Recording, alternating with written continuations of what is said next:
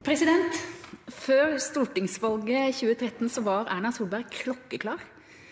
Norges militære evne måtte styrkes, langtidsplanen den var ikke godt nok finansiert, det måtte mer penger til, og Høyre var helt klare. De ville bruke mer penger enn Arbeiderpartiet, mye mer. Og mange i Forsvaret så jo frem til at Høyre skulle komme i regjeringskontorene og gjennomføre dette, for det var jo nettopp gjennomføringskraft som skulle være selve varemerket til denne regjeringen. Men så kom jo forsvarssjefens dom da, etter 2 år med Høyre-budsjetter. Og han sier jo klart, Norges forsvarsevne svekket fra 2014 til 2015. Sjøforsvaret seilte mindre i 2015 enn det som var planlagt, luftforsvaret øvde mindre, og hæren trente mindre.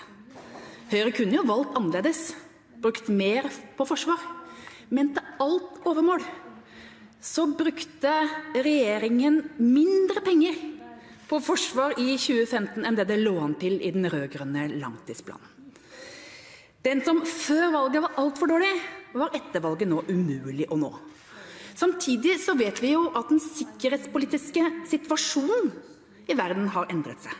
Vi har sett endringer i Russland, ISIL har vært på frammarsj, vi har sett terrorangrep mot flere europeiske byer, og det burde jo tilsi mer penger til forsvar. Mitt spørsmål tar statsministeren ansvar for at Norges forsvarsevne svekket på hennes vakt? Statsminister Erna Solberg. Norges forsvarsevne mellom 2014 og 2015 ble svekket blant annet av at F-16-flyene våre var i dårligere stand og hadde sprekker. Det var en ikke forutsatt utgift som da tatt inn. Den ble det fordi at finansieringskostnadene knyttet til innkjøp av nye kampfly gjør at man etter den langtidsplanen som var lagt opp av den forrige regjeringen, faktisk kommer til å kreve mer effektivisering internt i egen organisasjon. I 2015 så har jo vi økt betydelig forsvarsbudsjettet. Og i 2016 har vi lagt opp til 9,4% økning. I fjor økte vi antallet seilingsdøgn, vi økte etterretningens budsjetter, vi har økt betydelig også for 2016.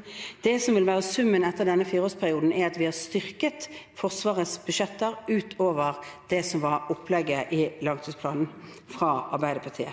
Det interessante med langtidsplanen fra Arbeiderpartiet jo faktisk at den la opp til en svekkelse av andre deler av Forsvaret enn flysiden på grunn av å ta inn flykjøpet. Nå har vi sett på grunn av den sikkerhetssituasjonen at vi måtte øke på enkelte områder. Det mange års etterslep i Forsvaret, og vi kommer til å legge frem en ambisiøs langtidsplan. En langtidsplan som tydelig på at vi nødt til å ha mer utholdenhet i vårt forsvar.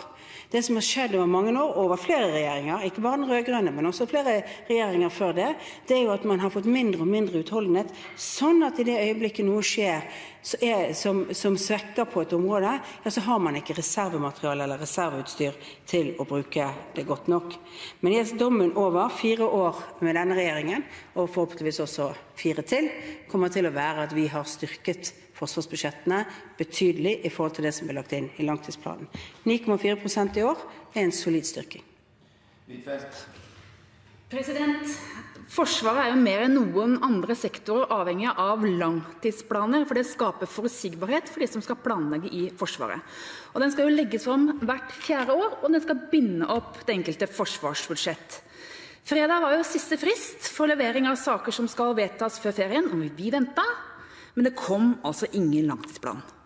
Og dette jo første gang ikke regjeringen leverer dette siden vi begynte med den type langtidsplanlegging i Forsvaret i 1991. Og ulempen for Forsvaret jo ganske åpenbart.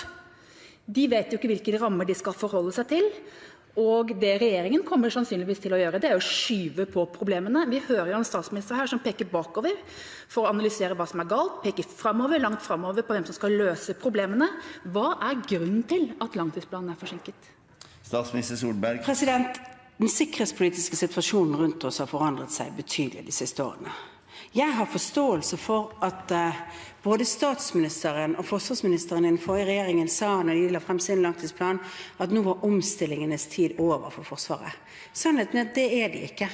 Og det det vi har avdekket i denne prosessen. Det behov for betydelige omstillinger. Det behov for betydelige satsinger fremover. Satsinger som ikke har vært i nærheten av det vi så langt har hatt for å veie opp for den uttynningen av Forsvaret som har skjedd de siste 10 årene. Det er et krevende prosess og et krevende puslespill. Regjeringen bruker sin tid til faktisk å lage en utmerket og god langtidsplan, som Stortinget vil få seg forelagt og kan bruke god tid på å behandle.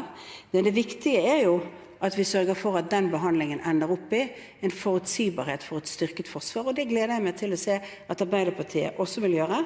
Vi kommer til å legge opp til betydelige prioriteringer i årene fremover. Ikke en nullvekst som lå inne i den forrige langtidsplanen, men en betydelig vekst.